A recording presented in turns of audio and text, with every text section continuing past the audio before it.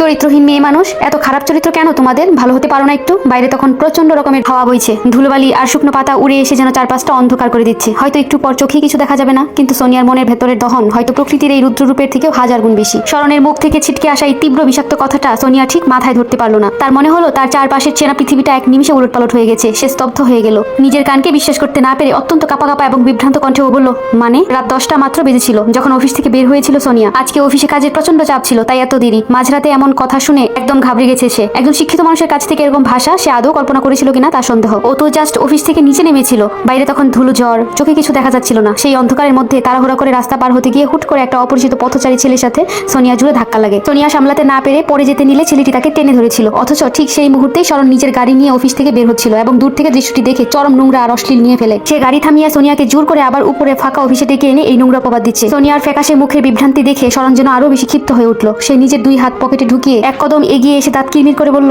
Please নাটক বন্ধ করুন মিস সোনিয়া। অপমানে সোনিয়ার ফর্সা কাল দুটো মুহূর্তেই লাল হয়ে উঠল। সে নিজের কাপা কাপা ভাবটা ঝেড়ে ফেলে দিয়ে তীব্র ক্ষোভে এবং অবজ্ঞায় চেঁচিয়ে উঠল, আমি কখন নাটক করলাম? আপনার ভাষা শুনে আমি শিহরিত। এত শিক্ষিত মানুষের কাছে কল্পনা করা যায় না। ছি ছি ছি। শব্দটা সরাসরি গিয়ে লাগলো শরণের পুরুষতান্ত্রিক ইগোতে। তার চড়া অহংকারে যেন কেউ শক্ত একটা চড় মারলো। একটা সামান্য মধ্যবিত্ত পরিবারের 2 টাকার মেয়ে, যে কিনা তার অফিসের সামান্য বেতনে খাটে, সে আজ তার সাথে এভাবে চোখ উঁচিয়ে উঁচু গলায় কথা বলে। এই দৃশ্যটা কিভাবে সহ্য করবে শরণ, যেখানে কিনা তার আভিজাত্য, তার স্ট্যাটাস আর তার ক্ষমতার সামনে দাঁড়িয়ে থাকার বিন্দুমাত্র যোগ্যতা নিয়ে মেয়ের? রাগে শরণের চোখ দুটো জবা ফুলের মতো লাল হয়ে উঠল। সে সোনিয়ার দিকে এক কদম এগিয়ে এসে অত্যন্ত অশ্রাব্য এবং কুৎসিত ভাষায় সোনিয়াকে অপমান করতে শুরু করলো। শরণ দাঁতে দাঁত চেপে বিষাক্ত গলায় বলল, মুখ সামলাতে বলছো আমাকে? তোমার মতো একটা নোংরা সস্তা থার্ড ক্লাস মেয়ের জন্য আমি আমার মুখ সামলাবো? মাঝরাতে অফিসের নিচে দাঁড়িয়ে একটা অচেনা মদ্দর গায়ে ঢলে পড়তে তোমার একটু লজ্জা লাগলো না? কত বড় ধরিবাজ মেয়ে মানুষ তুমি! এখানে সারাদিন সততা নাটক করো, কাজের বাহানা দেখিয়ে রাত 10টা পর্যন্ত অফিসে বসে থাকো, আর নিচে নেমেই রাস্তার পুরুষদের সাথে নোংরামি শুরু করে দাও। শরণের মুখ থেকে বের হওয়া এই চরম অশালীন, কদর্য আর নোংরা ভাষাগুলো শুনে সোনিয়ার কান দুটো ভু ভু করতে লাগলো। অপমানে আর তীব্র আঘাতে তার চোখ দুটো ফেটে বাদ ভাঙা জল প্লাবনের মতো নেমে এলো। সে শাড়ির আঁচলটা হাত দিয়ে শক্ত করে চেপে ধরলো।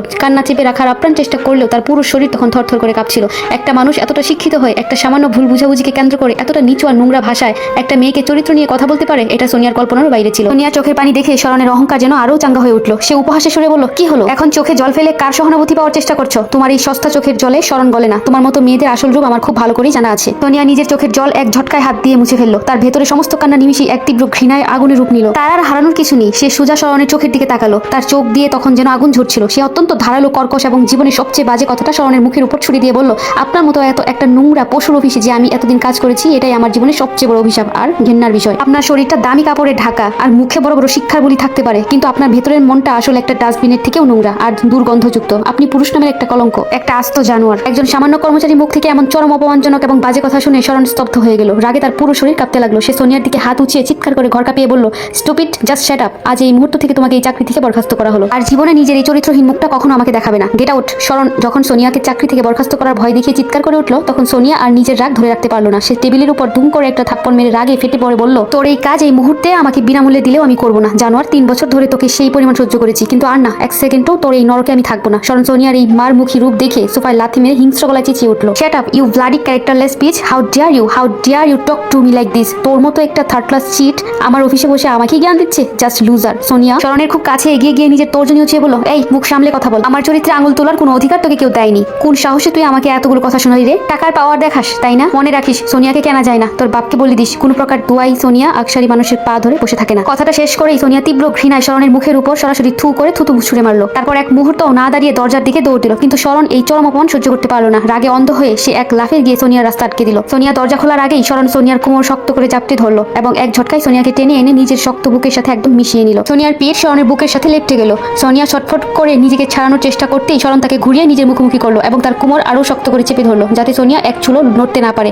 রাগ আর তীব্র শারীরিক সান্নিধ্যের এক অদ্ভুত দম বন্ধ করা আবহ তৈরি হলো কেবিনের ভেতর। শরণ নিজের নাকটা সোনিয়ার নাকের সাথে একদম ঠিকিয়ে দিল। তাদের তপ্ত নিঃশ্বাস একে অপরের মুখে আছড়ে পড়ছিল। শরণ নিজের বড় বড় চোখ দুটো গরম করে কামড় দেওয়া গলায় বলল, সাহস হয় কিভাবে আমাকে এভাবে বলার? এত বড় স্পর্ধা তোর? চরিত্রহীন মেয়ে মানুষ, তোদের মতো মেয়েদের থেকে আমি সবসময় 100 হাত দূরে থাকি, আর তুই আমার মুখে থুতু দিলি? সোনিয়া তখন শরণের এই বাহুবন্ধনের ভেতরই এক ম্লান উপহাসের হাসি হাসলো। সে নিজের চেহারায় এক কৃত্রিম ব্যর্থতা আর তাচ্ছিল্য প্রকাশ করে সোজা শরণের চোখের দিকে তাকিয়ে বলল, রিয়েলি? তুই আমাদের মতো চরিত্রহীন মেয়েদের থেকে 100 হাত দূরে থাকিস? তবে আমার মতো চরিত্রহীন মেয়েকে এত শক্ত করে ধরে আছিস কেন রে? কাজ কাম নাই, ছাড় বলছি, নইলে আজ তোকে মেরে যাবো আমি। শরণ সোনিয়ার কোমরে নিজের হাতের চার আরো বাড়িয়ে দিল। তার ঠোঁটের কোণে ফুটে উঠল এক অহংকারী ক্রূর হাসি। সোনিয়ার মুখের আরো কাছে নিজের মুখটা এনে চ্যালেঞ্জ ছুড়ে দেওয়ার গলায় বলল, পারলে ছাড়িয়ে দেখা। ছেড়ে দে বলছি, একবার তো গাছের সাথে উল্টা করে পিটিয়েছিল, এবার কিন্তু লোক সমাজে পিটাবে। ভয় পাই না আমি, পাবি একদিন ঠিক ঠিকই পাবি, যা দূর হ। সোনিয়া নিজের ব্যাগটা টেবিল থেকে এক ঝটকায় তুলে নিল। সে আর এক সেকেন্ডও সেখানে দাঁড়ালো না। নিজের সমস্ত আত্মসম্মান আর ভেতরের তীব্র দহন বুকে চেপে দ্রুত পায়ে কেবিনের দরজাটা সশব্দে টেনে বের হয়ে গেল। করিডোর দিয়ে যাওয়ার সময় বাইরের ঝড়ো হাওয়া যেন অফিসের কাছের দেওয়াল ভেদ করেও তার গায়ের উত্তাপ কমাতে পারছিল না। অসভ্য, আমাকে আটকায় রাখবে? অফিসে বস বলে কিছু বলতে পারি না। ও কি আমায় টাকা দিয়ে কিনে নিয়েছে নাকি? যা বলবে তাই করবো। একটা জানোয়ার, পশু। সহ্য হয় না আমার। যাবো না তোর অফিসে, না খেয়ে মরবো না আমি। কথাগুলো ভাবতে ভাবতে সোনিয়া বাসায় এসে পৌঁছালো। পুরো শরীরটা জ্যাম হয়ে আছে। এই মাঝরাতে গোসল না করলে মনে হচ্ছে বাঁচা বড় দায় হয়ে যাবে। মাথাটা বনবন করে ঘুরছে। কিভাবে যে কি হয়ে গেল। আজ তালাক নামের একটি তকমা লেগেছে বলে কতজনের কত কি বলে যাচ্ছে, কিন্তু যার জন্য লাগলো সে দিব্যি সুখে আছে, বহুত সুখে আছে। তাসফিন, তুমি নাকি রুহির সাথে ভালোভাবে কথাই বলোনি? ইজি চেয়ারে বসেছিল ইফতেখার তাসফিন। হঠাৎ করে মায়ের আগমন এবং ভারী শব্দ শুনে চোখ থেকে চশমাটা খুলে রাখলো। প্রচন্ড মাথা ব্যথা করছে, তার সাথে হৃদযন্ত্রণা। তীব্র আকুতি ভরা কণ্ঠে মায়ের দিকে তাকিয়ে বলল, দয়া করে তুমি আর এসব কথা আমার সামনে বলো না মা। তোমার জন্য রাজি হয়েছিলাম বিয়েতে, কিন্তু কিন্তু কি আজীবন কি ওই অপয়া মেয়েটার জন্য বসে থাকবি? অশ্লীল একটা মেয়ে, এক নম্বরের চরিত্রহীন। মায়ের পছন্দ কি পছন্দ হচ্ছে না নাকি? তাসফিন হাসফাস শুরু করলো। ভিতরটা বড্ড পুড়ছে। মায়ের মুখে নিজের প্রিয়সী সম্পর্কে এমন কথা বড্ড বেমানান লাগছে। কিছু বলতে যেও বলতে পারলো না। অদ্ভুত অপরাধবোধ হচ্ছে। মা, আমি বিয়ে করতে পারবো না। তুহিনা বেগমের মুখটা ছোট হয়ে গেল। সোনিয়া নামের মেয়েটার প্রতি প্রচন্ড পরিমাণে রাগ হতে লাগলো। সামনে পেলে দুটো চর মারতো মেয়েটাকে, কিন্তু এটা সম্ভব না। ওই মেয়ে কখন ফির উল্টে চর মারে। তুহিনা বেগম বলে উঠলো, আমার বাড়ির দরজা খোলা আছে, অন্য জায়গায় যেয়ে থাকতে পারো। বিয়ে না করলে এই বাড়ির রাস্তা তোমার বন্ধ, আর বিয়ে করলে রুহিকেই করতে হবে। মা, তুহিনা বেগম আর ছেলের সাথে কথা বললেন না। যা যেটা করার ইচ্ছা সে সেটাই করুক। সে বলার কি, তার কথা কি কেউ শুনবে? মারা কি কখনো সন্তানের ক্ষতি চায়? অনেক মা হয়তো চায়, তার সব মা হয়তো এক হয় না। তুহিনা বেগম চোখের পানি মুছতে মুছতে চলে গেলেন। এই 5 বছরের ছেলেটার জন্য কম কাঁদেননি তিনি। এই মুহূর্তে ছেলেটাকে সুখী একটা জীবন তিনি উপহার দিতে চান, ঘরে চাঁদ আনতে চান। এতে কি সে মহাবড় অপরাধ করে ফেলেছে? মাত্র গোসল করে বের হয়েছে সোনিয়া। বুকের ভেতরটা এখনো টিপটিপ করছে, বুঝতে পারছে না কি করবে। টাওয়াল দিয়ে মাথার চুল মুছতে মুছতে তীব্র ঝংকার তুলে সোনিয়ার ফোনটা বেজে উঠলো। ফোনের উপরে রুহির নামটা দেখে মনে মনে একটা তাচ্ছিল্যের হাসি হাসলো। অতঃপর কলটা ধরে বলল, কোনো সমস্যা? রুহি আমতা আমতা করে বলল, আপু আমায় সাহায্য করতে পারবে? কি সাহায্য? জানো, আজকে না আমি তাসফিনের সাথে দেখা করতে গিয়েছিলাম। আমার আজকে অনেক হ্যাপি লাগছে আর অনেক খারাপও লাগছে। সোনিয়ার পৃথিবীটা যেন থমকে গেল। বিশ্বাস হলো না হয়তো যে এই মানুষটা কাজের চাপে ঘর থেকে বের হওয়ার সুযোগ পায় না, সে নাকি হবু বউয়ের সাথে দেখা করতে গেছে। তার ছেলের হাসি হেসে সোনিয়া বিড়বিড় করে বলল, সময়ের সাথে মানুষ পরিবর্তনশীল। তুই নিজেই তো কত পরিবর্তন হয়ে গেছিস সোনিয়া, তোর কাছে মানুষগুলো হবে না? সোনিয়া নিজেকে যথাসাধ্য ঠিক রেখে হাসি মাখা বদনে বলল, খুশি হওয়ার কথা, দুঃখ পাচ্ছিস কেন? রুহি লজ্জা পেয়ে বলল, আরে জানিস না আমার অ্যালার্জির সমস্যা দেখা দিয়েছিল। তাসফিন কত কেয়ারিং। রুহি আজকের ঘটনা বলতেই থাকলো শুরু থেকে শেষ পর্যন্ত। সোনিয়া শোনার প্রয়োজন বোধ করলো না। মোবাইলটার বুকে চেপে নিরাশ কণ্ঠে বলল, পুরুষ প্রথম নারীর বেলায় বেখেয়ালি হলেও দ্বিতীয় নারীর বেলায় হয় প্রচন্ড যত্নশীল। আপু